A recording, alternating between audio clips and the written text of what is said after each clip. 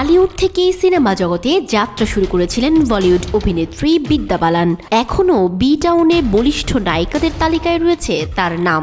আর সেই অভিনেত্রী নাকি একসময় নিজেকে অপয়া ভাবতে শুরু করেছিলেন, কথাটি জানালেন বিদ্যা নিজেই।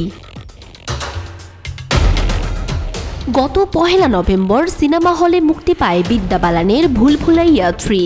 নতুন এই সিনেমাটি ইতোমধ্যে 100 কোটির ব্যবসা করে ফেলেছে। ছবিটি নিয়ে দেওয়া এক সাক্ষাৎকারে বিদ্যা জানালেন, ক্যারিয়ারের শুরুর দিকে তাকে অত্যন্ত কঠিন সময়ের মধ্যে দিয়ে যেতে হয়েছে।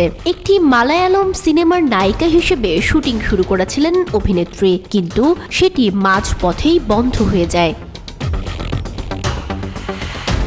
বিদ্যা জানান, সিনেমা বন্ধ হওয়ার পর থেকেই তাকে অপয়া বলতে শুরু করে লোকজন।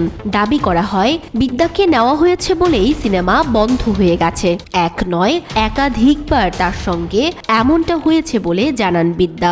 চারপাশের মানুষের মুখে অপয়া শব্দটি শুনতে শুনতে বিদ্যা নিজেও নিজেকে অপয়া ভাবতে শুরু করেছিলেন বলে জানান।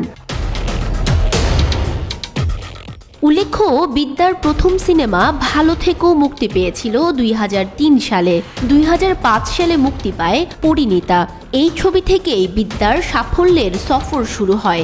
2007 সালে ভুলভুলাইয়া ছবিতে অবনী ওরফে মঞ্জুলিকার চরিত্রে অভিনয় করেছেন বিদ্যা। তারপর 2024 সালে একই চরিত্রে দেখা গেল তাকে।